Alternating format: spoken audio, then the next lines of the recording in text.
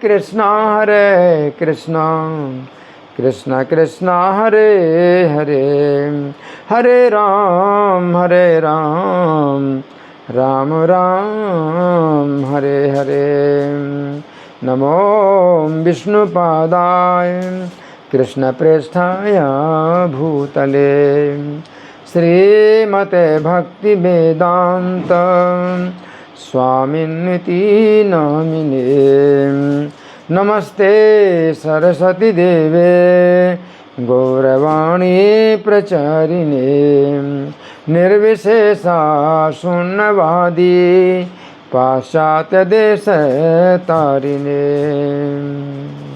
हरे कृष्णा। तो आप सब लोग मेरे साथ हैं?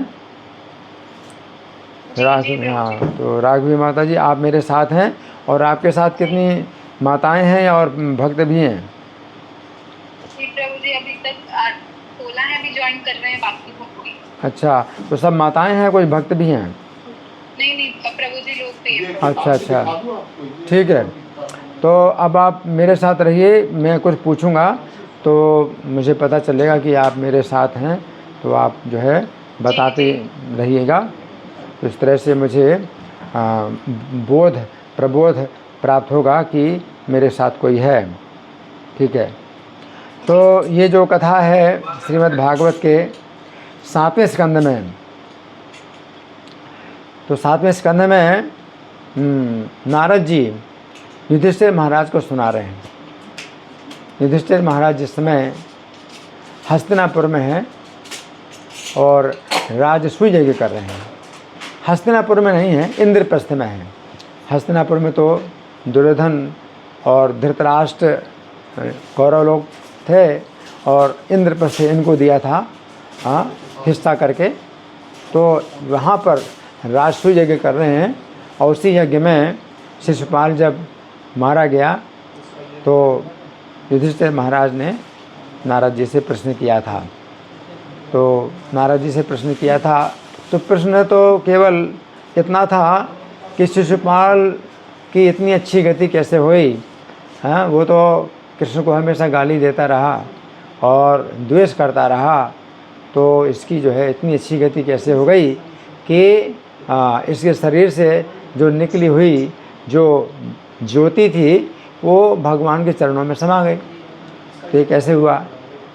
तो इससे में जो है इसके उत्तर में नारद जी सिद्धांत बतलाते हैं, यदि कोई व्यक्ति द्वेष की भावना से भी भगवान के प्रति पूर्ण रूप से तन्मय हो जाए, तो तन्मय होना का मतलब 100% तन्मय हो जाए, तब तो उसकी जो है रक्षा हो जाएगी। लेकिन द्वेष की भावना अगर 100% नहीं है तो फिर जो है नरक की प्राप्ति होगी। तो शिशुपाल ऐसे थे जो कि 100% भगवान के प्रति शत्रुता रखते थे, और इस तरह से इनकी रक्षा हुई। तो ये जो रास्ता है बड़ा खतरनाक है कि अगर भगवान के शत्रु बनना है तो ऐसे बनो कि पूरी शक्ति लगा दो, पूरा मन और अपना तन सब कुछ जो है भगवान की शत्रुता में लगाएं, तब तो रक्षा होगी। तो फिर नारद जी बताते हैं शिशुपाल के बारे में कि ये पिछले जन्म में रावण था, और जो दंत वक्र था वो कुंभकर्ण था, और उससे भी पहले हिरण्यकशिपु था ये शिशुपाल, और दंत वक्र जो था वो कुंभकर्ण था। तो 3 जन्मों के बाद जो है अब इनकी जो है मुक्ति निश्चित थी कि मुक्ति हो जाएगी। तो हिरण्यकशिपु ने जो है प्रहलाद के प्रति इतना अधिक द्वेष किया कि उस अपने पुत्र की हत्या करने के तैयार हुआ, तब नरसिंह भगवान ने उसका वध किया। तो ये कथा चूँकि युधिष्ठिर महाराज ने कभी सुनी नहीं थी हिरण्यकशिपु और प्रहलाद के संबंध में, तो उन्होंने प्रश्न किया। तो 7वें स्कंद के पहले अध्याय का 48वां श्लोक है, जो कि युधिष्ठिर महाराज कहते हैं कि विद्वेषो दैते के पुत्रे कथम आसीन महात्मनि, कि अपना पुत्र हो तो प्यारा होता ही है, सबसे छोटा पुत्र प्यारा होता ही है। तो प्रहलाद सबसे छोटा पुत्र था हिरण्यकशिपु का, और फिर वो महात्मा भी था, क्योंकि भगवान की भक्ति में जो है कोई व्यक्ति तभी उन्नति करता है जब वो किसी के प्रति द्वेष की भावना नहीं रखता है तो वो महात्मा कहलाता है। तो प्रहलाद महाराज इतने बड़े महात्मा थे, तो उनकी तो जो है किसी भी प्राणी के प्रति द्वेष की भावना नहीं थी। हाँ, तो हिरण्यकशिपु के प्रति भी वो जो है निश्चित रूप से विनम्र बना रहा होगा।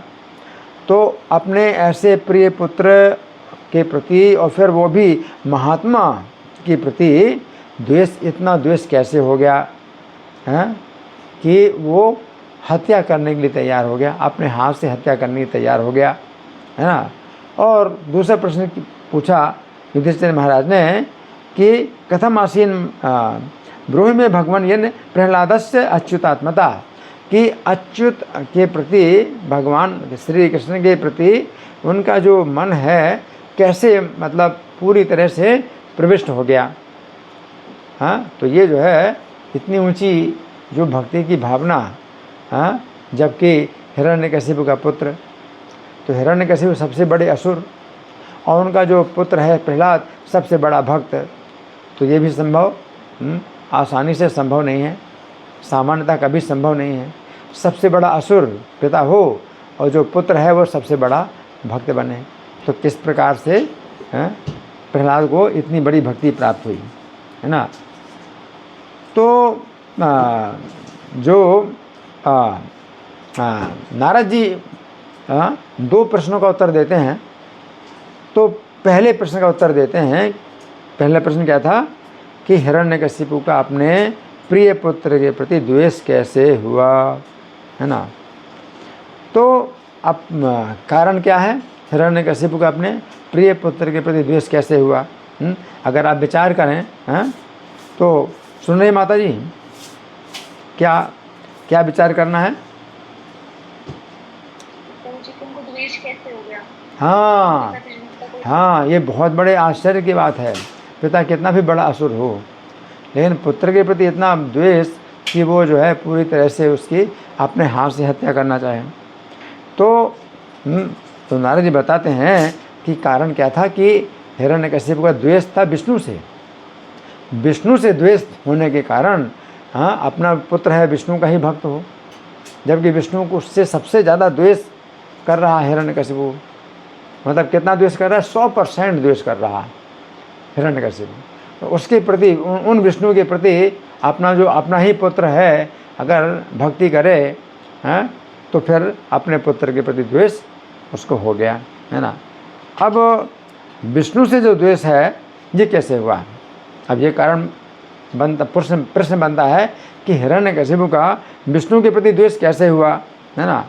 तो कैसे हुआ, पहले नहीं था, विष्णु के प्रति द्वेष नहीं था पहले, लेकिन हुआ कैसे कि भगवान ने हिरण्याक्ष का वध कर दिया।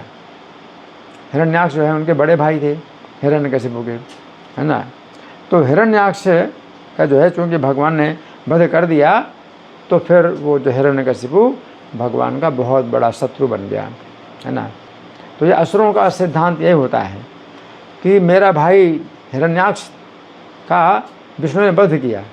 अब चाहे विष्णु कितने भी सही हों और मेरा भाई कितना भी गलत हो, लेकिन मेरा भाई वो मेरा भाई था, है ना, तो वो गलत नहीं हो सकता है। अगर विष्णु ने वध किया है मेरे भाई का तो विष्णु की गलती है और पूरा दोष विष्णु का है। मेरे भाई का दोष नहीं हो सकता। क्यों? क्योंकि मेरा भाई, मेरे अंदर कोई दोष नहीं हो सकता और मेरे भाई के अंदर दोष नहीं हो सकता। अगर शास्त्र के विरुद्ध मैं काम करूं तो शास्त्र ही का दोष होगा, मेरा कोई दोष नहीं।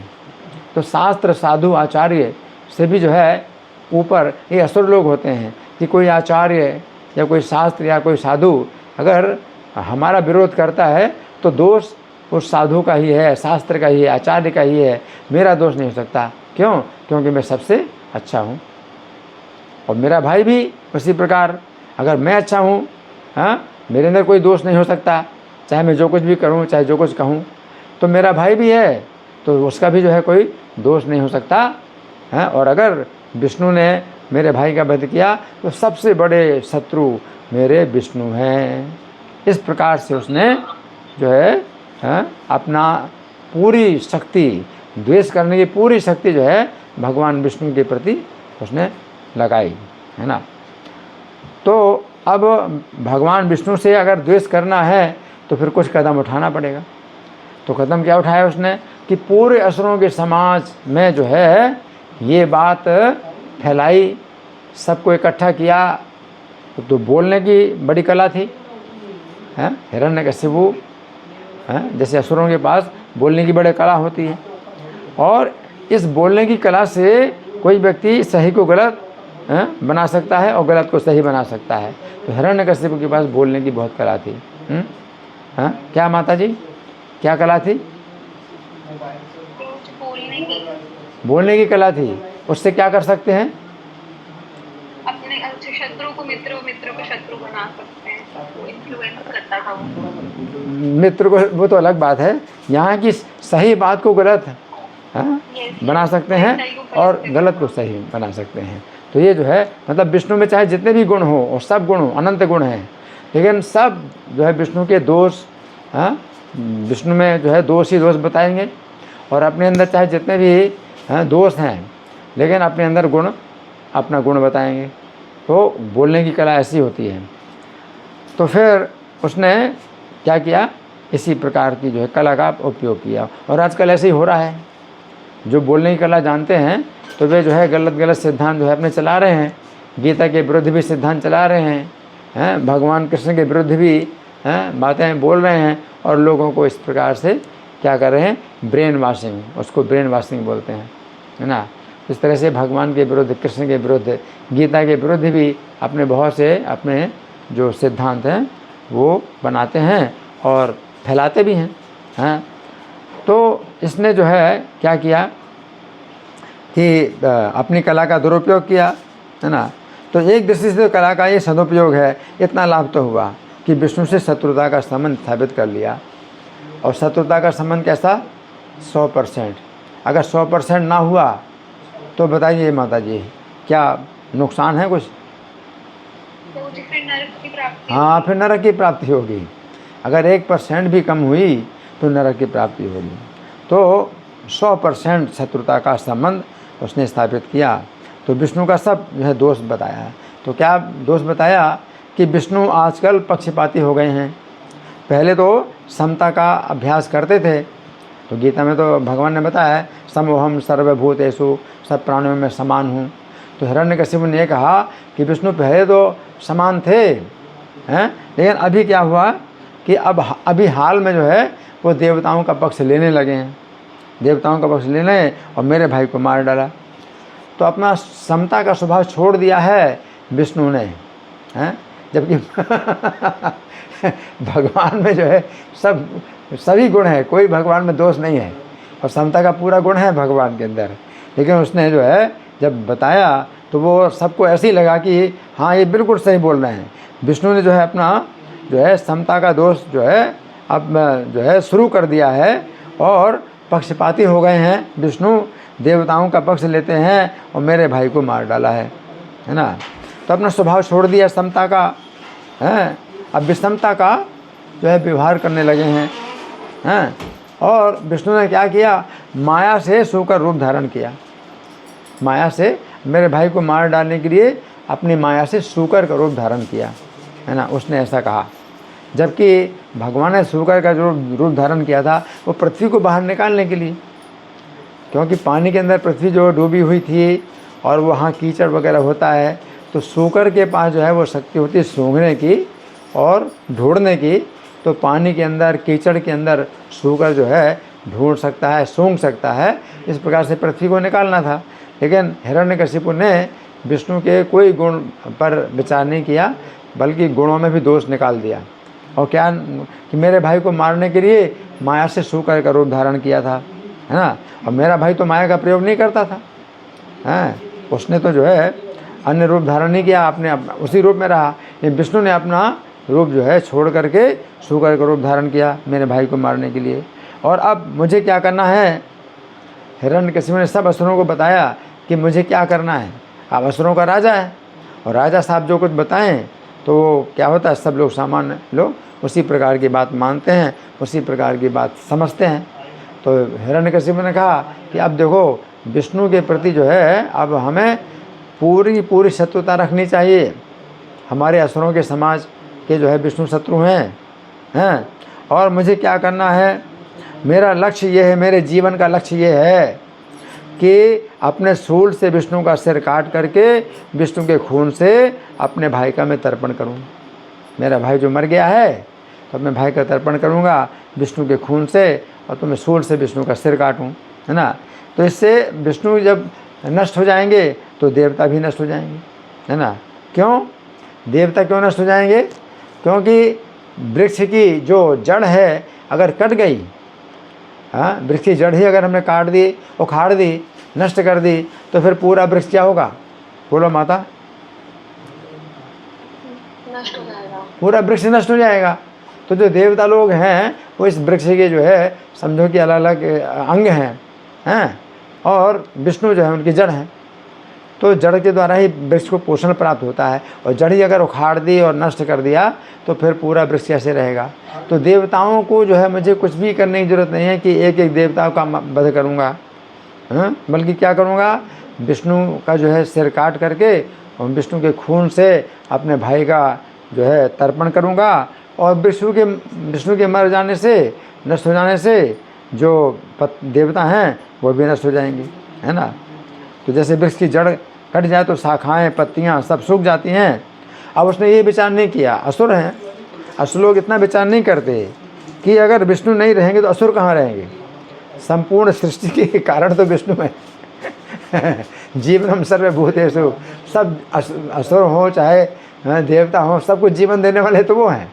और विष्णु का अगर मैं मार दूंगा तो मैं तो सुरक्षित रहूँगा, असुरों का समाज सुरक्षित रहेगा और देवता लोग नष्ट हो जाएंगे।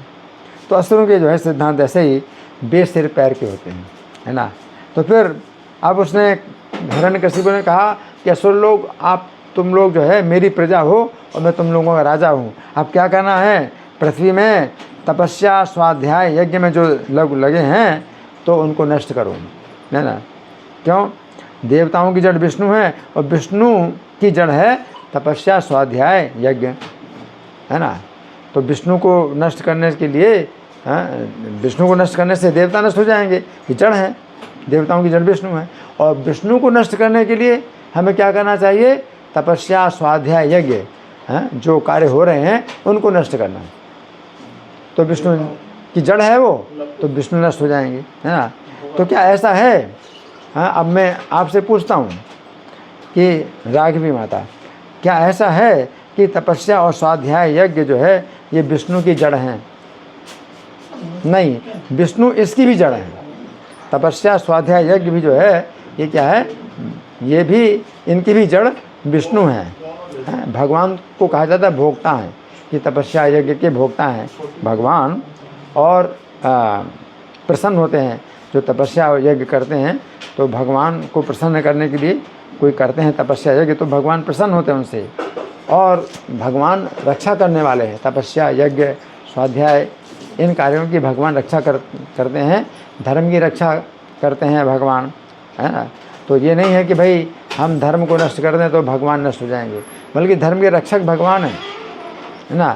तो असुर हैं, तो इन लोगों के सिद्धांत सब उल्टे सीधे होते हैं।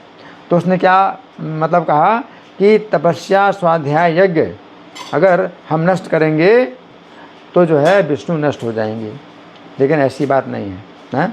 कैसी बात नहीं है माता, बोलो, कैसी बात नहीं है? कि यज्ञ तपस्या और स्वाध्याय को अगर नष्ट करेंगे तो विष्णु भी नष्ट हो जाएंगे, ऐसी बात नहीं है। ये नष्ट नहीं है। कर्म होता है। हाँ, ये तो स्थापना के लिए अवतार लेते हैं, धर्म की स्थापना के लिए भगवान अवतार लेते हैं। जब भी धर्म को ग्लानि होती है, धर्म में हानि होती है, और धर्म जो है बंद होता है, तो भगवान धर्म की स्थापना के लिए अवतार लेते हैं। तपस्या की स्थापना, यज्ञ की स्थापना के लिए भगवान अवतार लेते हैं। अब हिरण्यकशिपु ने विचार किया कि उसने असुरों को तो आदेश दे दिया कि ये सब कार्य आप जो है मतलब जाओ, ब्राह्मणों के जो स्थान हैं उनको नष्ट करो, यज्ञों के स्थानों को नष्ट करो, इस तरह से विष्णु नष्ट होंगे। लेकिन अब जो है हिरण्यकशिपु विचार कर रहा है क्या, कि मुझको अपना जो है अब क्या है कि शक्ति बढ़ाना चाहिए, अपनी शक्ति बढ़ाना चाहिए। कैसे? कि मैं अजय हो जाऊं, कि किसी के द्वारा भी हाँ, मैं पराजित ना हूँ। तो एक तो मुझे ये बनना है अपने को, है ना, और दूसरा मुझे अजर बनना है। अजर का मतलब क्या है? एक तो अजय हो गए कि भाई कोई जीत नहीं सकता हमको, और अजर का क्या मतलब है माता? अजर का मतलब क्या है? हम जिंदा रहना, हमेशा मृत्यु ना प्राप्त। नहीं, जरा जरा का मतलब वृद्धावस्था है। हाँ, जैसे बुढ़ापा ना। तो अजर का मतलब है कि बुढ़ापा ना आए।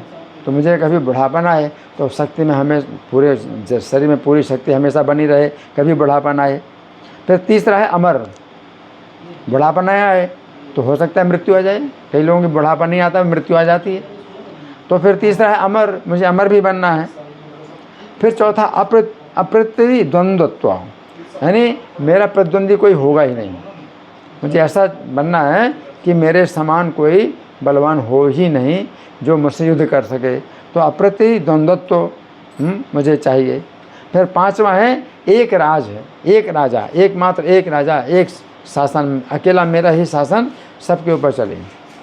हैं, देवता लोग हैं जो शासन करने वाले, अलग अलग अपने अपने डिपार्टमेंट में जो हैं शासन करते हैं, तो उन सब के ऊपर जो है मेरा शासन हो। तो ये 5 जो है उसने मतलब बातें सोची कि मुझे ये बनना है। अच्छा, और अब ये बनना है तो मुझे किसको प्रसन्न करना चाहिए? ब्रह्मा जी को प्रसन्न करना चाहिए। अब देखो, ब्रह्मा जी तो भगवान विष्णु के नाभि से उत्पन्न हुए, और भगवान विष्णु से ही उन्होंने शक्ति प्राप्त की और ज्ञान प्राप्त किया और सृष्टि की।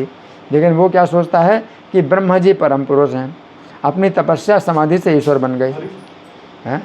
तो उसने क्या सोचा कि ब्रह्मा जी अपनी तपस्या समाधि से ईश्वर बन गए। लेकिन क्या ऐसा है, उन्होंने जो तपस्या की तो वो भगवान को प्रसन्न करने की तपस्या की, तब भगवान उनको दर्शन दिया और उनको जो ज्ञान दिया, उनको शक्ति दी, तब सृष्टि कर पाए। तो अपनी तपस्या और समाधि से कोई व्यक्ति ईश्वर बन सकता है। तो ये असुरों का सिद्धांत है। जबकि अपनी तपस्या समाधि से कोई भी व्यक्ति ईश्वर नहीं बन सकता। उसकी तपस्या समाधि से अगर भगवान प्रसन्न होंगे, अगर भगवान प्रसन्न होंगे तो जो है उसको उसका फल प्राप्त होगा, अपनी तपस्या का कुछ फल प्राप्त होगा। लेकिन अगर कोई व्यक्ति भगवान से द्वेष करके तपस्या और कार्यक्रम करता है तो वो जो है कोई फल नहीं मिलेगा उसको, अगर भगवान के प्रति द्वेष करता है। तो उसने क्या सोचा कि ब्रह्मा जी परम पुरुष हैं, अपनी तपस्या समाधि से स्वयं ईश्वर बन गए। मतलब उन्होंने किसी ईश्वर को प्रसन्न नहीं किया, अपनी तपस्या समाधि से कोई भी ईश्वर बन जाएगा। तो इस तरह से उसने सोचा, है ना। अच्छा, तो हाँ, फिर मैं चूँकि नित्य हूँ, काल नित्य है, तो चाहे जितने भी जन्म लगे मुझको क्या बनना है? हाँ, ईश्वर का पद प्राप्त करना है, ईश्वर का पद प्राप्त करना है। तो ईश्वर का पद प्राप्त करना है तो ब्रह्मा का पद प्राप्त करना है, क्योंकि ब्रह्मा ही ईश्वर है। अब देखिए, ब्रह्मा का पद उसने ये भी माना कि नित्य है, कभी मतलब बदलता नहीं है। अब ब्रह्मा जी का पद अगर ये पालेगा तो ब्रह्मा जी का पद नहीं बदल जाएगा। तो इनकी असुरों के दिमाग में जो है मतलब वो बातें जो है सब उल्टी सीधी बातें होती हैं। ब्रह्मा का पद मुझे प्राप्त करना है अपनी कठोर तपस्या के द्वारा, ब्रह्मा का पद प्राप्त करना है। और ब्रह्मा का पद जब प्राप्त कर लूँगा तो पुण्य और पाप के कर्म फलों को उलट दूंगा। आवाज़ आ रही मेरी? हरे कृष्णा। हाँ हाँ, तो पुण्य और पाप के कर्म फलों को उलट दूंगा। क्या मतलब है? जो मांसाहारी और जुआरी और दुराचारी हैं वे स्वर्ग जाएंगे, है ना। और आप लोग जो हरे कृष्ण के भक्त हैं, आप लोग सब नरक में जाएंगे। हिरण्यकशिपु ने योजना बनाई थी कि हरे कृष्णा वालों को जो है, जो कि मंगल आरती करते हैं, क्लास में बैठते हैं, ये सब नरक में जाएं, और जो लोग मांसाहार, नशा, व्यभिचार, जो ये सब कार्य करते हैं वो स्वर्ग में जाएंगे। तो मैं ब्रह्मा का पद पालूंगा तो पाप और पुण्य के कर्म फलों को पलट दूंगा। और ब्रह्मा जी का पद नित्य है ना, और वैकुंठ अनित्य है। जबकि शास्त्र क्या कहते हैं? वैकुंठ नित्य है और ब्रह्मा जी का पद अनित्य है। लेकिन उसने क्या अपना सिद्धांत बनाया कि ब्रह्मा जी का पद नित्य है और वैकुंठ अनित्य है ना। तो फिर मंदर पर्वत में जाकर के परम जो है दारुण तपस्या की उसने। कैसे? ऊपर हाथ, उसने ऊपर हाथ किए हैं और ऊर्ध्वबाहु नभो दृष्टि, हाथ ऊपर किए और ऊपर की तरफ अपनी दृष्टि भी कर ली, ऊपर की तरफ आकाश में उसने अपनी दृष्टि भी कर ली। और पादांगुष्ठा से बनी और पैर के अंगूठों के बल खड़ा हुआ, पैर के अंगूठों के बल खड़ा हुआ है। तो इस तरह से जो है बहुत लंबी तपस्या की, है ना। तो जटाओं से क्या हुआ, सूर्य का जो है प्रलय काल के सूर्य जैसा तेज निकलने लगा तपस्या के द्वारा। अब तपस्या चूँकि तमोगुणी तपस्या थी, तो तमोगुणी तपस्या क्या होती है, दूसरों के विनाश के लिए होती है। तो दूसरों के विनाश के लिए उसके सिर से क्या हुआ, प्रलयकालीन सूर्य के समान तेज निकला है। और फिर उसका शरीर मिट गया, खून मांस दीमक ने खा लिया और हड्डियां केवल बची हैं। तो देवताओं ने सोचा कि ये असुर जो है अपने कर्मों से ही नष्ट हो गया है। तो असुरों पर आक्रमण कर दिया देवताओं ने। तो वो नष्ट तो नहीं हुआ था, क्योंकि सतयुग में क्या होता है कि शरीर में अगर मांस भी ना रहे, खून भी ना रहे, केवल हड्डियां रहे, तो हड्डियों में भी जो है उसके प्राण रहते हैं, अस्थिगत प्राण होते हैं। तो देवताओं को जो है इतना ही लगा कि अब तो ये नष्ट हो गया अपनी तपस्या से, तो अब बिना राजा के असुर हैं, राजा नहीं है उनका, आक्रमण करें। हाँ, तो क्या हुआ, असुर लोग घर छोड़ करके भाग गए। राजा के बिना क्या होता है, जो सेना है वो सब भागती है कि कोई राजा है ही नहीं जो उनको संगठित करे। तो असुर लोग सब भाग गए। हिरण्यकशिपु का महल लूट लिया और हिरण्यकशिपु की जो पत्नी थी कयाधु माता, उनको बंदी बना लिया, है ना। अब इंद्र जो है कयाधु माता को जो है बंदी बना करके, और वो बेचारी रो रही बिलख रही हैं, और वो जो है खींच करके और बड़े जो है निर्दयतापूर्वक ले जा रहा था अपने पीछे पीछे। तो फिर नारद जी रास्ते में मिल गए। नारद जी ने कहा कि इंद्र, ये तुम क्या कर रहे हो, तुम देवताओं के राजा होकर के भी पराई स्त्री का अपहरण कर रहे हो, ये तुम्हारा जो है कैसा कार्य है। इंद्र ने कहा, नहीं महर्षि, मैं इस देवी को कोई भी कष्ट नहीं दूंगा, हैं, इसको तो मैं छोड़ दूंगा। हैं, हाँ, इसके अंदर जो हिरण्यकशिपु का बच्चा है गर्भ में, जब उसका जन्म होगा तो उसका मैं वध करूंगा और इस देवी को कोई जो है नुकसान नहीं पहुंचाऊंगा, मैं छोड़ दूंगा। तो नारद जी ने कहा कि नहीं, तुम इस माता के गर्भ में जो बालक है उसका तुम कुछ भी बिगाड़ नहीं सकते, क्योंकि वो भगवान का बहुत बड़ा भक्त है, संसार की कोई शक्ति उसको नष्ट नहीं कर सकती। तुम अगर अगर अपनी सुरक्षा चाहते हो तो इस देवी से क्षमा मांग करके और चुपचाप चले जाओ। तो फिर इंद्र ने जो है माता कयाधु की परिक्रमा की और क्षमा मांगी और इंद्र जो है चले गए। हाँ, और नारद जी बोले कि हे पुत्री, तुम जो है मेरे आश्रम में रहो, जब तक तुम्हारा पति तपस्या करके नहीं आएगा तुम मेरे आश्रम में रहो और तुम्हारी पूरी सुरक्षा रहेगी मेरे आश्रम में।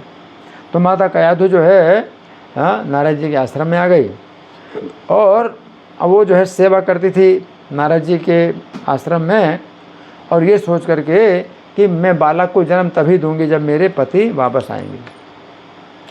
तो ये जो है किसी किसी माता में ऐसी भी शक्ति होती है कि बच्चे को जन्म ना दे, और बच्चे को जन्म वो नहीं देना चाहती थी। क्यों कि इंद्र जो है मेरे बच्चे का शत्रु है, तो मेरे बच्चे के जन्म के बाद इंद्र जो है किसी प्रकार से उसका अपहरण कर सकता है और मार सकता है। तो मेरे पति जब तक नहीं आएंगे तब तक मैं जो है जन्म नहीं दूंगी अपने पुत्र को। तो नारद जी ने कहा था कि जब तक तुम्हारे पति नहीं आएंगे तब तक तुम मेरे आश्रम में रहो, और माता कयाधु क्या सोच रही है कि जब तक मेरे पति नहीं आएंगे तब तक मैं आश्रम में रहूँगी, लेकिन पुत्र को भी जन्म नहीं दूँगी, है ना। तो हिरण्यकशिपु ने तपस्या की देवताओं के 100 साल तक। तो ये समझिए कि माता कयाधु ने भी अपने पुत्र प्रहलाद को जन्म नहीं दिया 100 साल तक, 100 साल तक जन्म दिया। और देवताओं के 100 साल तो मनुष्यों के 36,000 साल होते हैं, मनुष्यों के 36,000 साल होते हैं। तो अपने पुत्र को जन्म नहीं दिया, है ना। और अब जो है नारद जी जो है माता को जब उपदेश देते थे, कृष्ण की भक्ति का उपदेश देते थे, तो वो ये जान करके कि गर्भ के अंदर जो बालक है वो उपदेश प्राप्त कर रहा है ना। तो माता तो निमित्त थी, लेकिन वो जो है 100 दिव्य वर्षों तक, 36,000 साल तक वो हिरण्यकशिपु तपस्या करता रहा, और नारद जी इतने समय तक कयाधु के निमित्त बना करके प्रहलाद को उपदेश दे रहे हैं। तो सोचिए कि हिरण्यकशिपु इतनी कठोर तपस्या 36,000 सालों तक, और प्रहलाद गर्भ के अंदर इतने समय तक क्या करते रहे, कानों से कथा सुनते रहे। तो कौन सी तपस्या बड़ी है? कथा सुनने की तपस्या बड़ी है हैं, क्योंकि उस तपस्या के द्वारा उसने कितने वरदान प्राप्त कर लिए, है ना। लेकिन 5 साल में ही उसका अंत हो गया।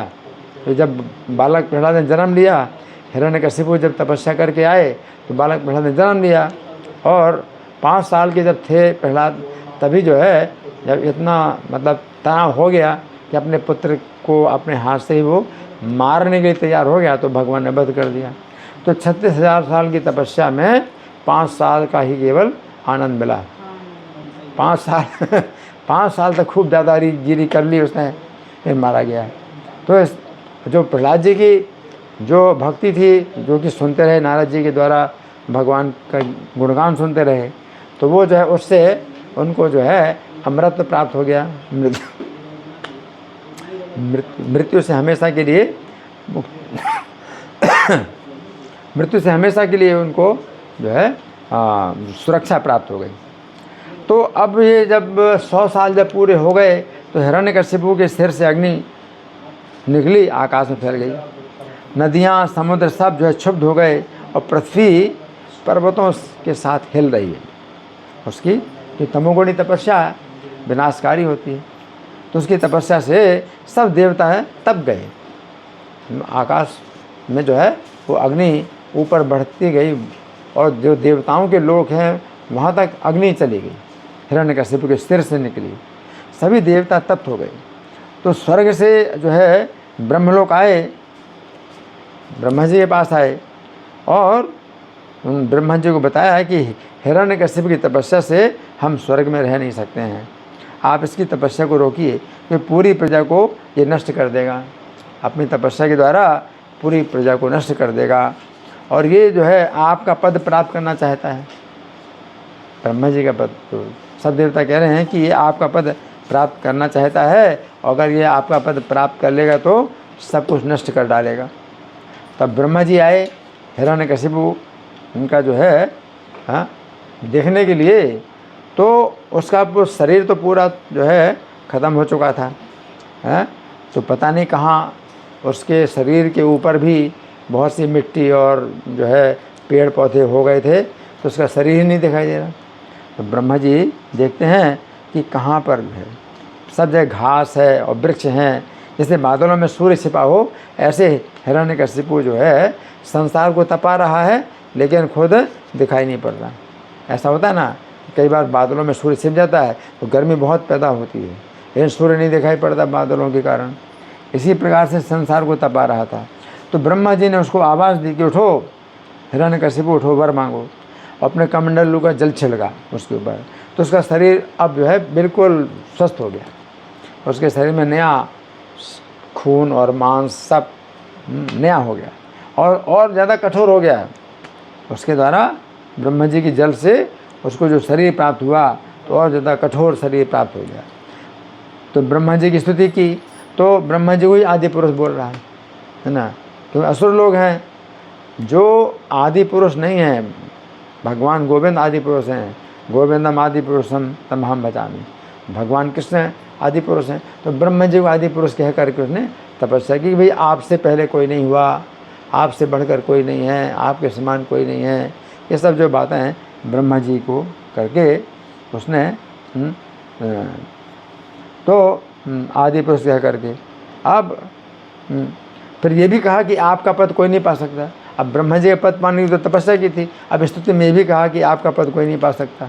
अब अपना ही जो है काम खराब हो गया। आपका पद कोई नहीं पा सकता है। आप कैसे कहे कि मुझे आपका पद चाहिए? ब्रह्मा का पद नित्य है, मान करके तो तपस्या की, और ब्रह्मा का पद पाना भी चाहता है। आप कैसे कहे कि मुझे आपका पद चाहिए, है ना? तो क्या समझे माता, बोलो? वो क्या नहीं कह पाता, जो जिस काम के लिए तपस्या कर रहा था वो बोल नहीं पाया, बताइए। मुझे वो बोलना चाह रहा था कि सिर्फ ब्रह्मा जी का पद चाहिए, लेकिन अब उसने स्तुति में बोल दिया कि आपका पद नित्य है, तो हाँ, आपका पद कोई नहीं पा सकता। आप कैसे कहे कि मुझे आपका पद चाहिए, है ना? तो वो तो ये सोचता है कि अपनी तपस्या से मैं खुद ही ब्रह्मा बन जाऊंगा। यहाँ तो ब्रह्मा जी वर देने के लिए आए हैं, अब वो जो है खुद ही अपनी बात से जो है वो क्या हो गया, उसकी बात ही कट गई। तो वो ब्रह्मा जी के लिए सोचता था कि ब्रह्मा जी अपनी तपस्या से ईश्वर बन गए, जबकि भगवान प्रसन्न हुए, भगवान ने दर्शन दिया और भगवान ने उनको शक्ति प्रदान की। अब हिरण्यकशिपु को जो है ब्रह्मा जी जब वर देने के लिए आए तो अब कैसे कहे आपका पद चाहिए, है ना? तो अब कैसे बोल सकता था कि मैं पाप और पुण्य के नियम उलट पलट दूंगा? ये भी नहीं बोल सका, क्योंकि ब्रह्मा जी ने जो नियम बनाए पाप के और पुण्य के, अब वो कैसे कहे कि मैं पलटना चाहता हूँ? अब नहीं बोल पाया है। तो फिर अब उसने क्या वरदान मांगा कि न भूतेभ्यस्तुत विशिष्टेभ्यो मृत्युर्मा भून मम प्रभु, कि हे प्रभु आपके रचे हुए जितने प्राणी हैं उनके द्वारा मेरी मृत्यु ना हो। अभी ये वर मांगा, आपके द्वारा रचे हुए जितने प्राणी हैं उनके द्वारा मेरी मृत्यु ना हो। दूसरा वर मांगा कि घर के अंदर मेरी मृत्यु ना हो। दूसरा वर क्या मांगा माता? घर में मृत्यु ना हो। है? घर में मृत्यु ना हो। घर के अंदर मृत्यु ना हो। तीसरा, घर के बाहर मृत्यु ना हो। क्या मांगा? घर के बाहर भी मृत्यु ना हो। हाँ। फिर चौथा, दिन में मेरी मृत्यु ना हो। क्या? दिन में मृत्यु ना हो। हाँ। फिर पांचवा, रात में मृत्यु ना हो। फिर छठा, भूमि में मृत्यु ना हो, जमीन में मेरी मृत्यु ना हो, है ना? फिर सातवां, आकाश में मेरी मृत्यु ना हो। आठवां, मनुष्य से मृत्यु ना हो। फिर नौवां, किसी पशु से मृत्यु ना हो। 10वां, निर्जीव वस्तु से मृत्यु ना हो। निर्जीव वस्तु समझ रहे? निर्जीव वस्तु से मृत्यु, जैसे कोई हथियार है, कोई चाकू है, तलवार है, इससे मृत्यु ना हो। फिर सजीव वस्तु से मृत्यु ना हो। सजीव वस्तुएं वो होती हैं जो कि मारने के लिए, जैसे ब्रह्मास्त्र है वो सजीव होता है, तो ब्रह्मास्त्र जो है निर्जीव नहीं होता है, सजीव होता है। जिस संकल्प के साथ ब्रह्मास्त्र छोड़ें तो ऐसे दिव्य अस्त्र होते हैं वो सजीव होते हैं। तो उसने कहा कि सजीव वस्तु से भी मृत्यु ना हो, हैं। फिर 12वां वर मांगा, किसी देवता से मेरी मृत्यु ना हो। 13वां वर मांगा, असुरों से भी मेरी मृत्यु ना हो। फिर 14वां, कि महासर्पों से भी मेरी मृत्यु ना हो, है ना? तो देखिए उसने 14 वर मांगे, है ना? तो इसमें आप अगर विचार करें कि उसने पहला वर मांगा कि ब्रह्मा जी के द्वारा रचे हुए किसी प्राणी के द्वारा मृत्यु ना हो, तो उसकी मृत्यु किसके हाथों हुई? नरसिंह भगवान, जो कि खंभे से प्रकट हुए। तो ब्रह्मा जी ने कोई ऐसा प्राणी नहीं बनाया अपनी सृष्टि में खंभे से पैदा हो। तो फिर दूसरा वर मांगा कि घर के अंदर ना हो, और तीसरा घर के बाहर ना हो। तो कहाँ उसकी मृत्यु हुई माता? हाँ, गहरी में, दहली में उसकी मृत्यु हुई। फिर दिन में ना मृत्यु हो, रात में ना मृत्यु हो, तो कैसी मृत्यु हुई? कहाँ पर? संध्या काल में, जो दिन में नहीं रात भी नहीं। फिर भूमि में ना हो और मृत्यु आकाश में ना हो, तो कैसे मृत्यु हुई? भगवान की जगहों पर। हाँ, भगवान की गोद में, हैं। फिर उसने ना मनुष्य से और ना पशु से, तो कैसे मृत्यु हुई? नरसिंह भगवान ना मनुष्य हैं ना पशु हैं, है ना? निर्जीव वस्तु से नहीं, सजीव वस्तु से नहीं। तो भगवान के नाखून जो है, जो आपके होते हैं नाखून माता जी, तो ये ना तो जीवित हैं ना मृत हैं। आप इनको जीवित नहीं कह सकते। क्यों? अगर काटते हैं तो दर्द नहीं होता, तो नाखून जीवित नहीं है कि नहीं? बोलो माता, है ना? नाखून काटते हैं तो दर्द तो नहीं होता है, तो जीवित नहीं है। लेकिन मृत भी नहीं है। क्यों? बड़े होते हैं, बड़े होते हैं। इसका मतलब है कि ये मृत भी नहीं है। तो उसने मांगा था कि जीवित वस्तु से मृत्यु ना हो और निर्जीव वस्तु से मृत्यु ना हो। तो कैसे मृत्यु हुई उसकी? नाखूनों से। हाँ भगवान के नाखून। हाँ, ना तो निर्जीव होते हैं नाखून, ना सजीव होते हैं। फिर उसने वर मांगा ना देवता से ना असुर से। तो नरसिंह भगवान कौन है? ना देवता ना असुर, है ना? सुन रही हो? हाँ जी गुरुजी। हाँ, और महासर्पों से भी मृत्यु ना हो, है ना? तो भगवान नरसिंह के द्वारा इस तरह से 36,000 सालों तक तपस्या का फल कितना मिला? केवल 5 साल के लिए। उसके बाद उसे दूसरा शरीर मिला। अब तो फिर वरदान नहीं रहेगा। अब सोचिए, 36,000 साल का जो परिश्रम था वो इस जीवन में ख़त्म हो गया और अगले जीवन में वो मिलेगा भी नहीं। अगला जीवन उसको रावण का मिला तो रावण ने फिर तपस्या की, है ना? अब आप कहेंगे कि वो जो है अपने ब्रह्मा जी से बोल सकता था कि आपने मुझे जो वरदान दिया था वो वरदान मुझे जो है वो चाहिए, बिना तपस्या के चाहिए। तो बोल नहीं सकता। क्यों नहीं बोल सकता? वो क्यों नहीं बोल सकता है कि पिछले जन्म में मैं हिरण्यकशिपु था तो मुझे आपने वरदान दिया था, ये 14 प्रकार के वरदान दिए थे, तो वरदान मुझे मिलने चाहिए। और क्यों नहीं बोल सकता? क्योंकि उसको कुछ भी याद नहीं है पिछले जीवन का। अब रावण के रूप में उसका जन्म हुआ, है ना? अब रावण के रूप में जन्म हुआ तो जब उसको कुछ याद ही नहीं तो कैसे दावा करेगा कि मैं पिछले जन्म में हिरण्यकशिपु था, मैंने तपस्या की है? तो उसने जन्म जन्म के लिए वरदान नहीं मांगा। जो भक्त लोग हैं जन्म जन्म के लिए भक्ति मांगते हैं कि मम जन्मनि जन्मनि ईश्वरे भवता, जन्म जन्म में भक्ति आपकी हो।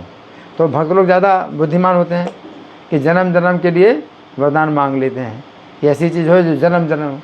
या असुर लोग जन्म जन्म के लिए क्यों नहीं मांगते? क्योंकि वो सोचते हैं कि मैं मरूंगा ही नहीं। उसने जो वरदान मांगे 14 प्रकार की, मैं ना मरूँ तो मैं मरूँ ही नहीं, तो इसलिए जन्म जन्म के लिए वरदान नहीं मांगा। वो वरदान मांगते हैं कि मेरी मृत्यु नहीं होगी तो फिर दोबारा जन्म की कोई बात ही नहीं है, मैं हमेशा जीवित रहूँगा। लेकिन इन तपस्या सब वरदानों के बावजूद भी उसकी मृत्यु हुई है और फिर उसका वरदान समाप्त हो गया, है ना? तो ये चीज़ होती है। तो ब्रह्मा जी बोले ये सभी बहुत अत्यंत दुर्लभ वरदान हैं और फिर भी मैं तुम्हें देता हूँ। ब्रह्मा जी ने बहुत दुर्लभ वरदान है। कोई वरदान ऐसे मांगे बड़ा दुर्लभ होता है, दिन में ना मरूँ रात में ना मरूँ। ब्रह्मा जी का मैं तुम्हें देता हूँ, है ना? अब जो है आपने वरदान प्राप्त कर लिया तो भाई के वध का स्मरण हुआ उसको और भगवान से द्वेष करने लगा। अब पूरी शक्ति आ गई उसके पास तपस्या की, अब भगवान से द्वेष करने लगा और इंद्र का भवन उसने जो है ले लिया। स्वर्ग में विजय प्राप्त कर ली और इंद्र को भी स्वर्ग से बाहर निकाल दिया और इंद्र के भवन में अब वो स्वयं रहने लगा। तो उसके आने के बाद फिर प्रहलाद का जन्म हुआ। जब वो आ गया तो प्रहलाद का जन्म हुआ, है ना? तो 5 वर्ष की अवस्था के जब प्रहलाद जी हुए तो षंड अमर के घर में भेजा हिरण्यकशिपु ने। षंड और अमर के जो है हिरण्यकशिपु के गुरु पुत्र थे। हिरण्यकशिपु के गुरु कौन थे माता? शुक्राचार्य थे। असुरों के गुरु शुक्राचार्य। तो शुक्राचार्य के जो पुत्र षंड और अमर थे तो अपने पुत्र प्रहलाद को उनके घर भेजा और जितने भी असुरों के बालक हैं वो उनके घर में जाते थे, षंड अमर के घर में जाते थे। तो इस तरह से उसने जो है ये कहा, गुरु पुत्रों से कहा कि मेरे पुत्र को आप असुरों की अच्छी तरह शिक्षा दी। और उसे पता नहीं है कि वो जितने समय तक तपस्या कर रहा था उतने समय तक उनका पुत्र क्या कर रहा था? भगवान की कथा सुन रहा था। तो भक्ति में बहुत आगे बढ़ चुका है। अब इसको कुछ पता नहीं है मेरा बच्चा 5 साल का है, वो सोचता है मेरा बच्चा 5 साल का है ना? तो मेरे बच्चे को जो है बढ़िया असुर बनाओ, मुझसे बड़ा असुर बनाओ, है ना? तो प्रहलाद जो है अंदर से शिक्षाएं पसंद नहीं करते थे। तो एक दिन जो है हिरण्यकशिपु ने गोद में बैठाया अपने पुत्र प्रहलाद को और पूछा, पप्रच्छ कथताम वत्स मन्यते साधु यद भगवान, कि हे वत्स तुम जरा बताओ कि तुमको जो है क्या अच्छा लगता है, कौन सी शिक्षा तुमको अच्छी लगती है? हैं? मनदे साधु भगवान, तुम्हें क्या अच्छा लगता है? कौन सी उपदेश तुम्हें अच्छा लगा? तो प्रहलाद का भाव था कि हृदय के अंदर की बात पूछ रहे हैं। ये तो नहीं कहा कि हमारे गुरु पुत्रों ने तुमको जो शिक्षा दी उसमें से बताओ। तो वो तो यही हिरण्यकशिपु ये समझता है कि मेरे गुरु पुत्रों के अलावा मेरे पुत्र ने किसी से शिक्षा प्राप्त नहीं की। तो जब ये पूछा तो प्रहलाद को जो है मौका मिल गया कि वो अपने हृदय की बात बता रहे हैं। ठीक है, तुम्हारे हृदय में कौन सी शिक्षा अच्छी लगी? तो उन्होंने नारद जी ने जो शिक्षा दी थी तो उसके अनुसार उत्तर दिया। तो उन्होंने जो है वो भाव था कि हृदय के अंदर की बात पूछ रहे हैं। तत्साधु मन्ने सुरवर्य देहि नाम, तो हे असुरों में श्रेष्ठ, हिरण्यकशिपु को प्रहलाद ने कहा, हे असुरों में श्रेष्ठ, मैं तो उसी को ही अच्छा मानता हूँ कि इस संसार में हमेशा बुद्धि में हमेशा उद्वेग बना रहता है, चिंता बनी रहती है। तो ऐसे घर को छोड़ करके, अंधेरा कुआं है अपना जो घर है इसमें अंधेरा कुआं मान करके वन में जा कर के हरि का आश्रय लेना चाहिए, हरि का आश्रय लेना चाहिए। तो हिरण्यकशिपु इतना प्रेम करता था कि वो गुस्सा नहीं हुआ। और युधिष्ठिर महाराज ने पूछा भी था कि अपने ऐसे पुत्र, महात्मा पुत्र के प्रति उसको जो है द्वेष कैसे हुआ, है ना? तो उसको गुस्सा नहीं आया और वो हंसा और बोला हंस करके कि बालक की बुद्धि शत्रुओं के द्वारा बदल गई है। बालक की बुद्धि शत्रुओं के द्वारा बदल गई है, हैं? सम्यक विधारिताम बालो, तो गुरु पुत्रों को बोला कि अच्छी प्रकार से हमारे बच्चे को जो है रक्षा करो। कि कुछ है जो वैष्णव लोग हैं हमारे बालक की बुद्धि बिगाड़ रहे हैं, है ना? तो विष्णु पक्ष प्रतिच्छन्न न भिद्यता से भी दिया। तो विष्णु के पक्ष के कुछ ऐसे भी भक्त लोग हैं असुरों की वेशभूषा में आ जाते हैं, जैसे इस्कॉन के भक्त हैं तो ऐसे ही पैंट शर्ट पहन के आ जाते हैं और कॉलेज में भी जो है विष्णु की शिक्षा दे देते हैं, तो बिगाड़ते हैं तो जो है असुरों की वेशभूषा में आ जाते हैं प्रतिच्छन्नैर, विद्यता से धीरे था। तो वो जो है इसकी बुद्धि में भेद न डालें, आप ज़रा बहुत सावधानी बरतो। तो उसने जो है ऐसा कहा। अब शिक्षक जो है बड़े लज्जित हो गए कि हमने तो उसको शिक्षा असुरों की शिक्षा दी थी, हमारी नाक कटवा दी इसने। तो बालक को ले गए और फिर घर में आए तो बड़े स्नेह से पूछा कि बेटा, बच्चों से भी ज़्यादा बुद्धि भी तुम्हारी कैसे बिगड़ गई? ऐसे पूछते हैं शिक्षक लोग कि इतने बच्चे यहाँ तुम्हारे साथ में इतने सब बच्चे पढ़ रहे हैं तो किसी की बुद्धि इतनी ख़राब नहीं है, तुम्हारी बुद्धि इतनी ख़राब कैसे हो गई? तुम्हारी बुद्धि ऐसे ख़राब क्यों हो गई, है ना? तो अब प्रहलाद जी ने क्या बताया? क्या बताते कि नारद जी ने सिखाया था? अगर ऐसे कोई पूछे आपको निंदा करने के लिए कि आपको जो है किसने ये सब जो है कृष्ण भक्ति के उपदेश दिए हैं, तो माता आप क्या बताओगी कि वो भक्त हैं हमारे जो है काउंसलर हैं? बताओगी? नहीं बताओगी, क्योंकि जब कोई ऐसे पूछता है निंदा करने के लिए और आप नाम बताओगी तो आपके ऊपर जो है वो अपराध लगेगा, वैष्णव निंदा का, वैष्णव निंदा का अपराध लगेगा। तो प्रहलाद जी जानते थे, तो ये नहीं बताया कि नारद जी ने मुझे सिखाया, नहीं, उन्होंने नहीं बताया। हंस करके उन्होंने जो है हंस करके बोले, शिक्षक की बात पर जो है हंस करके बोले, यदि आप ऐसे ही मानते हैं कि मेरी बुद्धि बिगड़ी है तो भगवान चक्रधारी अपनी शह से मेरी बुद्धि को आकर्षित कर रहे हैं। वो सबके हृदय में है। इस तरह से उत्तर दिया। तो घुमा के उत्तर देना पड़ेगा आपको, लेकिन सीधे से उत्तर नहीं देना है। उन्होंने कहा सबके हृदय में तो भगवान रहते हैं, तो वही बुद्धि वही है मेरी बुद्धि को अपनी तरफ आकर्षित कर रहे हैं। इस तरह से उत्तर दे दिया, है ना? अगर आप ऐसा मानते हैं मेरी बुद्धि बिगड़ी है। अब ये तो जो है राजा के सेवक हैं और डरने वाले हैं, इनको तो हमेशा डर बना है राजा का, तो वो जो है कुपित हो गया। ये जो षण्मार्ग हैं ये राजा के सेवक हैं, कुपित हो गए। अरे बैत लाओ, इसको जो है मुझे सुधारना पड़ेगा, बहुत बिगड़ा हुआ है ना? और अब तो चौथा उपाय दंड ही है, क्योंकि किसी की बुद्धि बिगड़ी हुई हो तो पहले तो उसको सुधारा जाता है। कैसे? शिक्षा के द्वारा, भाई सुधर जाओ, हैं? और शाम दाम।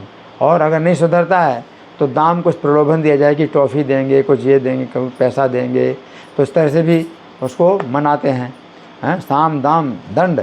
और भेद का मतलब है चौथा भेद की उसके जो शत्रुओं के पक्ष में जो है क्या भेद पैदा कर दिया जाए ताकि वो कमज़ोर हो जाए, तो वो जो है फिर नहीं मानेगा उनको, है ना। भाई जिसने आपको सिखाया है आप उसकी निंदा करो उसको, तो वो तो कर नहीं सकते क्योंकि उनको पता ही नहीं है कि नारद जी उनके गुरु हैं।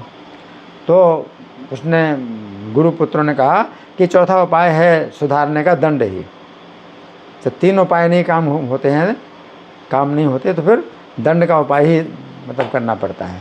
समझाने से नहीं समझता, है ना, और प्रलोभन भी दिया जाए, कुछ धन दिया जाए तो भी नहीं सुधरता, और शत्रु के पक्ष में जो है भेद डाला तो भेद भी नहीं डाला जा सकता। तो चौथा उपाय दंड ही है। हाँ, और फिर क्या बोले कि ये जो प्रहलाद है ये हमारे दैत्यों के समाज का कलंक है। क्या है? जो भक्तों के समाज का तो समझो कि मुकुटमणि है, तो दैत्यों के समाज का कलंक है। ये दैत्यों के समाज में ये कलंक है। दैत्यों का जो समाज है चंदन का वन है। एक एक जो असुर है वो चंदन का वृक्ष है, और चंदन के वृक्ष में एक कांटे का पेड़ पैदा हो गया है। प्रहलाद जो है कांटे का पेड़ है। दैत्य चंदन माने जातो यम कंटक दुर्महा। तो दैत्य सब जो है चंदन के वृक्ष हैं, और दैत्यों का समाज चंदन का वन है। और इसमें जो एक जो है ये बच्चा है ये कांटे का पेड़ पैदा हुआ है। और चंदन का वन जो है काटने के लिए कुल्हाड़ी चाहिए, और कुल्हाड़ी के साथ में चाहिए हत्था। तो कुल्हाड़ी को हत्या जो है वो चंदन की लकड़ी से नहीं, चंदन की लकड़ी हत्था नहीं हो सकती है, वो तो कमज़ोर होती है। तो उसके लिए कांटे के पेड़ की लकड़ी चाहिए। तो ये हमारे जो है पूरे दैत्यों के समाज के लिए ये बड़ा विनाशकारी है ये बच्चा, क्योंकि विष्णु ये चंदन के वृक्षों को काटने वाली कुल्हाड़ी हैं। तो जितने दैत्य हैं चंदन के वृक्ष हैं, इनको काटने वाले कुल्हाड़ी जो है विष्णु है, और विष्णु को जो हत्था चाहिए तो ये हत्था देने वाला है कांटे के पेड़ से। जो हत्था बनता है उससे कुल्हाड़ी काट पाती, बिना हत्था की कुल्हाड़ी नहीं काट सकती। तो ये विष्णु को हत्था देने वाला है। तो ये बड़ा जो है खतरनाक है ये असुरों के समाज के लिए। तो मूल परसोर विष्णु नालायितोर भकहा। फिर प्रहलाद को खूब डांट डपट करके फिर धर्म अर्थ काम की फिर शिक्षा देने लगे, असुरों की शिक्षा देने लगे। तो फिर क्या हुआ कि ये जो है स्वर्णमर्क जो है बालक प्रहलाद को ले आए कि अब तो मैंने इसको सिखा दिया, पूरी शिक्षा हो गई, इसकी शिक्षा पूरी हो गई, है ना। तो माता ने नहलाया बच्चे को, और फिर जो हिरण्यकशिपु ने अपनी गोद में लेके आशीर्वाद दिया अपने पुत्रों की। अच्छा असुर बन गया है ये, तो सोच करके आशीर्वाद दिया, और खूब देर तक दोनों भुजाओं से आलिंगन किया, और आंसू से जो है बालक के हंसते हुए मुख को भिगोने लगा। बहुत प्रेम के आंसू कि अब मेरा पुत्र क्या हो गया, मुझसे भी बड़ा असुर बन गया। प्रेम के आंसू जो है खूब देर तक जो है वो बहाता रहा, और फिर पूछा कि कुछ उत्तम बात बताओ जो तुमने गुरुओं से सीखी है, कोई उत्तम बात बताओ जो तुमने गुरुओं से सीखी है। तो उनका कहना था कि गुरु 2 ही गुरु हैं, लेकिन उनके तो 3 गुरु थे ना। तो गुरुओं से सीखी बताओ। तो प्रहलाद ने फिर जो है 9 प्रकार की भक्ति का वर्णन किया है। श्रवणम कीर्तनम विष्णु स्मरणम पाद सेवनम, ये जो है मैं सबसे उत्तम शिक्षा मानता हूँ। अब जो है जब ऐसा हुआ तो उसको गुस्सा बच्चे के ऊपर नहीं आया। वो सोचता है कि बच्चा तो निर्दोष है और वो तो अपने आप कुछ बोल नहीं सकता, तो सिखाया तो तुम लोगों ने ही सिखाया है। अब गुरु पुत्रों के ऊपर ही डांटने लगा कि तुम लोग जो है शत्रु से मिले हुए हो, मेरे शत्रु विष्णु हैं और तुम विष्णु से मिले हुए हो तुम लोग, और मेरे पुत्र को क्या बिगाड़ रहे हो हैं। और मेरा अनादर करके बालक को असार वस्तु का पाठ पढ़ाया है। सब असार है, विष्णु की भक्ति क्या है, असार है। तो असार वस्तु का पाठ पढ़ाया है। तो गुरु पुत्रों ने अब कहा, क्या कहा किसने ना तो हमसे कुछ सीखा है ना किसी अन्य से सीखा है, इसकी बुद्धि स्वभाव से ऐसी है। इसकी बुद्धि स्वभाव से ही ऐसी है। ये जो है ना हमने सिखाया ना किसी से सिखाया, इसकी स्वभाव से ऐसी है ना। तब जो है अब वो पूरी तरह से अब उसके ऊपर अब टूट पड़ा, अपने बच्चे के ऊपर। धूर्त है, यदि गुरुओं ने शिक्षा नहीं दी तो कहाँ से ऐसी दुष्ट बुद्धि तेरी हुई।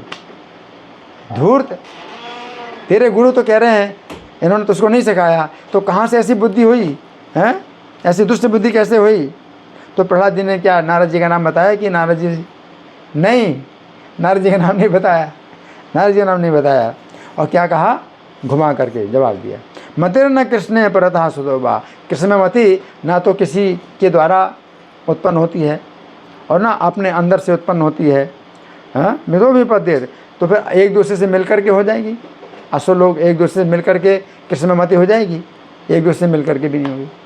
असुरों के समाज में ना तो किसी बाहर से कोई व्यक्ति कृष्ण में मति देगा और ना अपने अंदर से कृष्ण में मति होगी, और आपस में मिलने से भी, मेल जोल करने से भी असुर में कृष्ण में मति नहीं होगी। तो गृह व्रता नाम, उनका जो है असुरों का जो सिद्धांत है, घर चलाना है, घर पालना है, पेट पूजा करना है और खाना सोना, ये सब उनके घर के उनके जो नियम है, तो उसी में जो है लगे रहते हैं। अदांत को फिर इंद्रियों को बस में किया नहीं है तो जाते हैं नरक में, और पुनः पुनः चरवणाना, और जो सुख पाते हैं वो चबाए हुए को चबाना है। इंद्रिय तृप्ति का सुख है, चबाए हुए को चबाना है, कुछ नहीं। तो जब तक महात्माओं की चरण धूलि में स्नान नहीं करते तब तक ऐसी बुद्धि नहीं प्राप्त हो सकती। लेकिन नहीं बताया उन्होंने, क्या नहीं बताया, क्या नहीं बताया माता, अपने गुरु जी का नाम नहीं बताया, नहीं बताया कि वजह नारद जी को फिर गाली देता वो, है ना। तो अपनी गोद से उसने फेंक दिया। और अब जो है अभी भी युधिष्ठिर महाराज का जो प्रश्न था, अभी भी वो प्रश्न है कि अपने बच्चे को वो आप स्वयं नहीं मार सकता। तो उसने क्या बोला कि इससे मुझसे दूर, मेरी आंखों से दूर ले जाओ और मार डालो। तो मैं अपनी आंखों से देखना भी नहीं चाहता कि कोई मारे इसको, ना मैं अपने खुद मार सकता हूँ। मेरी आंखों से दूर ले जाओ, इसको मार डालो, है ना। तो यहाँ पर हम आज की कथा को जो है विश्राम दे रहे हैं कि उसने गोद से फेंका। अब ये जो है मेरा पुत्र नहीं है, ये तो मेरा शत्रु है। और जो है जैसे अपने हाथ की उंगली में अगर मान लीजिए बेसैली हो जाए तो अपने हाथ से तो नहीं काट सकते ना, हम कटवाते हैं किसी द्वारा और देखना भी नहीं चाहते, और बड़ा कष्ट हो रहा है और कटवाते हैं। तो बड़े कष्ट के साथ बोला कि इस शत्रु को मार डालो, लेकिन है तो शरीर का ही हिस्सा, पुत्र जो है अपने शरीर का हिस्सा है, तो अपने शरीर का हिस्सा कटवाते हैं। तो बड़े कष्टपूर्वक जो है कटवाते हैं और देखना भी नहीं चाहते हैं, आंखें बंद करके, और बड़ा जो है होता है, कष्ट होता है। तो पुत्र के प्रति फिर भी ममता की भावना थी, और उसने कहा कि इसे दूर ले जा करके मार डालो। ठीक है, तो आज की कथा हमने जो यहाँ तक सुनी है, तो इसमें आप लोगों की ओर से कोई प्रश्न है या समय पूरा हो गया तो आपको अब समाप्त करना है या कुछ प्रश्नोत्तर करना है।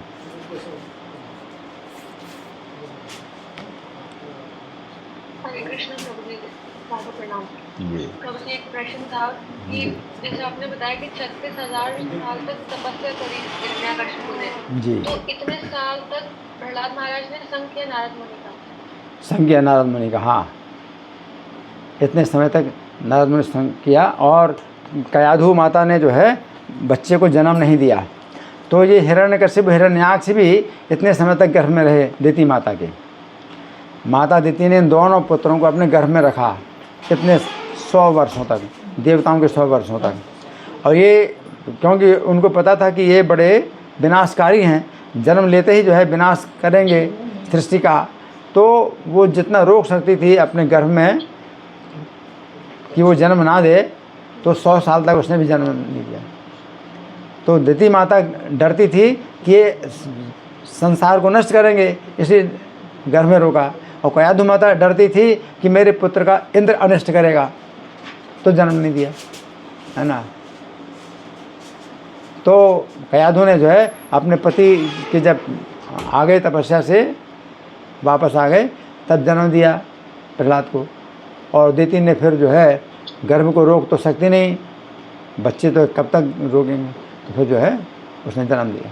तो जन्म लेते ही बहुत बड़े हो गए, असुर लोग जो है जन्म लेते ही बहुत बड़े हो गए, जन्म लेते ही, है ना। लेकिन जो प्रहलाद हैं वो छोटे से बालक हैं।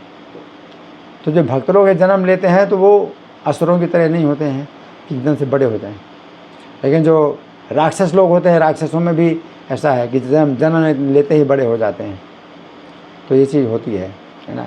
तो बालक प्रहलाद जो है वो सीखे तो सब कुछ थे, लेकिन जैसे कि बच्चा है, कोई सीखा नहीं है, उसको सिखाना है और ABCD सिखाना है, तो इस तरह से वो अपना कर रहे थे, अभिनय कर रहे थे सीखने का, लेकिन वो पहले से सीखे थे, और जो उन्हें नहीं सीखना है वो जो है नहीं सीख रहे थे, वो जानते थे कि वो गलत शिक्षाएं हैं, है ना। और कोई? तो एक प्रश्न है। हाँ जी, श्यामा माता जी। जी हरे कृष्ण प्रभु जी, सादर प्रणाम। प्रभु जी, आपने स्टार्टिंग में बताया कि अच्छे से शत्रुता नहीं किया तो नरक में जाएंगे, मतलब प्रभु जी मुझे समझ में नहीं आया। अच्छा, ये बात समझ में आई। देखिए, जो भगवान से द्वेष शत्रुता अगर कोई करे और 100% करे तो भगवान के द्वारा वो मारे जाएंगे, और भगवान के द्वारा मारे जाएंगे तो उनकी रक्षा हो जाएगी, उनको सबसे बढ़िया गति प्राप्त हो जाएगी, है ना। लेकिन अगर 100% शत्रुता नहीं करते तो फिर वो भगवान के द्वारा नहीं मारे जाते तो नरक में जाते हैं। जैसे बेन था, तो राजा बेन जो कि पृथु महाराज के पिता थे, तो वो जो है ईश्वर को नहीं मानते थे, कोई ईश्वर नहीं है ना। राजा में ही सब देवता होते हैं, हाँ, राजा को ही ईश्वर मानो, तो मेरी पूजा करो, मेरी आदेश का पालन करो। इस तरह से उसने सब पूजा बंद करवा दी थी, यज्ञ बंद करवा दी थी अपनी पूरी पृथ्वी में, तो उसको तो नरक की प्राप्ति हुई। ब्राह्मणों ने फिर उसका वध किया, ब्राह्मणों ने फिर शाप से उसका वध किया कि इसको जो है मतलब ये तुरंत ही मर जाए, क्योंकि ये जो है राजा बनने के योग्य नहीं है, और पूरी प्रजा में जो है इसने भगवान की जो है कथा बंद करा दी है, पूजा बंद करवा दी है, तो इसको जो है मर जाना चाहिए। तो ब्राह्मणों के हिसाब से मर गया तो उसको नरक की प्राप्ति हुई। तो इसका मतलब यही है कि जो असुर हैं भगवान के नाम का, रूप का पूरा जो है मतलब क्या करते हैं, चिंतन करते हैं, और इतना चिंतन करते हैं तो उसमें क्या होता है कि उनको शांति तो नहीं मिलती है, लेकिन पूरी चेतना जो है उनकी डूबी रहती है, उनका मन पूरा डूबा रहता है भगवान में, तो मृत्यु के बाद जो है उनकी रक्षा हो जाती है। जैसे कंस था तो भय से भगवान से जो है वो चिंतन करता था कि पिछले जन्म में कालनेमी नाम का असुर था और विष्णु ने मेरा वध किया था, तो मैं विष्णु का वध करूँगा। तो भय से जो है वो हमेशा चिंतन करता था, तो विष्णु के रूप का चिंतन कर रहा था, विष्णु के पर्सनालिटी में जो है इसका मन लगा था। लेकिन जो निराकारवादी होते हैं, कोई ईश्वर नहीं है ना, उसने बेन ने कहा कोई ईश्वर नहीं है, राजा के शरीर में सब विष्णु हैं या जितने देवता हैं सब राजा के शरीर में होते हैं, तो मेरी ही पूजा करो, मेरी शासन का स्वीकार करो। तो ऐसे लोग जो है भगवान के प्रति व्यक्तिगत रूप से शत्रुता नहीं बनाते, तो वो व्यक्तिगत रूप से शत्रुता उसने जो है जो बनाई भगवान के प्रति, तो वो जो है हिरण्याक्ष भी जो है भगवान से शत्रुता बनाई है। तो वो ढूंढता था कि मेरे समान कोई योद्धा मिले हैं जिसका मैं युद्ध करूं, और फिर जब वरुण देवता ने कहा कि तुम्हारे समान जो है जो वो हैं बलवान हैं वो विष्णु जी हैं, वो बराह के रूप में, शूकर के रूप में हैं, वो समुद्र में हैं, चले जाओ। तो फिर उनके प्रति उसने पूरा द्वेष किया और उनको जो है युद्ध किया, और फिर जब भगवान ने थोड़ा सा ही तमाचा मार के उसको जो है मार डाला, तो भगवान का दर्शन करते हुए, शत्रु भाव से चिंतन करते हुए उसने अपना शरीर छोड़ा। तो अंतकाल में क्या स्मरण किया, भगवान का स्मरण किया।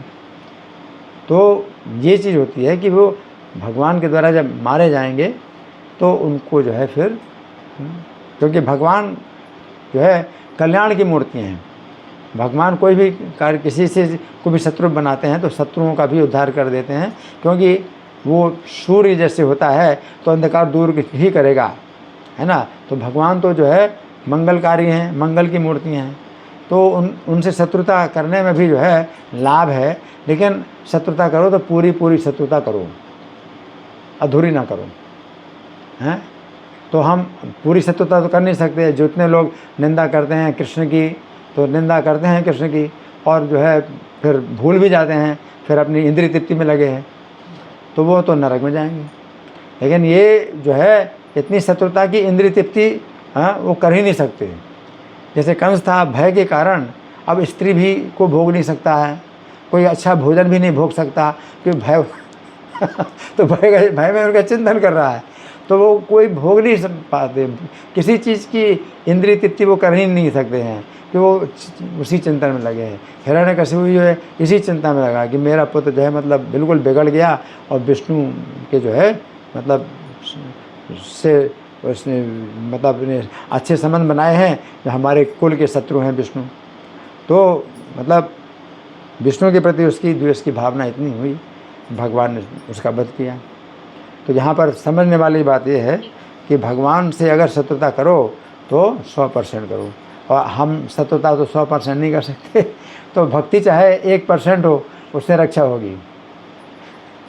भक्ति 1% भी होगी तो भी जो है रक्षा होगी। स्वल्पम अप्यस्य धर्म से त्रायत, तो बड़ी रक्षा हो जाएगी कि आप जो है नरक में नहीं जाओगे, है ना, और फिर से मौका मिलेगा, है। तो वो जो है 1% 2% भी भक्ति है वो रक्षा करेगी। 1% 2% भी जो है अगर शत्रुता करते हो तो वो जो है 99% भी शत्रुता करते हो तो जो है रक्षा नहीं होगी, नरक की प्राप्ति होगी। ठीक है ना, तो ये सिद्धांत है। हो गया, हरि बोल। ठीक है, हरि बोल, Hare Krishna. Thank you so much, आपने हमारे को आपको इतना वैल्यूबल टाइम दिया और हमें इतनी डिटेल में मतलब बताया कि कैसे प्रहलाद महाराज श्रवण करके पूरी उनकी ज़िंदगी बदल गई, और हिरण्यकशिपु ने 36 साल की 1000 साल की तपस्या करके सिर्फ 5 साल ही भोग पाया। धन्यवाद। तो हम आपके एसोसिएशन के लिए फिर से प्रतीक्षा करेंगे। अब अगले दिन स्वागत करते हैं हरे कृष्णा महामंत्र बोलकर। हरे कृष्णा कृष्णा कृष्णा हरे हरे, हरे राम राम हरे हरे। प्रभु की जय।